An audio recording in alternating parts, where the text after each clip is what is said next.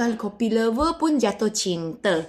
Kuat makan pun tak kuat makan lagi. Suka manis jadi kurang suka manis. Badan start bertenaga, perut rasa-rasa kenyang selesa. Ada yang dah turun berat badan, ada dah start kempis perut. Korang try, sekarang tengah flash sale. Ada cap ala sekali. Ada ni semua KKM selamat, sedap, sehat, berkesan. Setiap hari ikut cara Water Mami macam ni minum.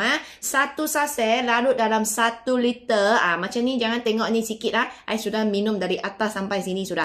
Ini satu saset korang masukkan 1 liter air, bagi dia senang larut lah, tak payah panas-panas. Air suhu bilik pun dia senang larut.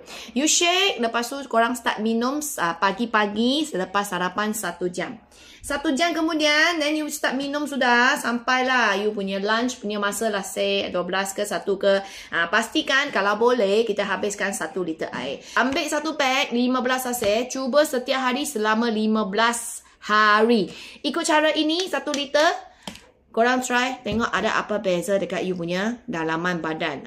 Dia boleh kuatkan you, sehatkan you dan cantik kuruskan you.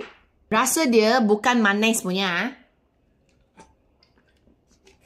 Rasa dia pahit manja. So, untuk kawan-kawan yang kuat manis, kuat makan manisan-manisan tu, mungkin mula-mula you akan rasa dia pahit sikit.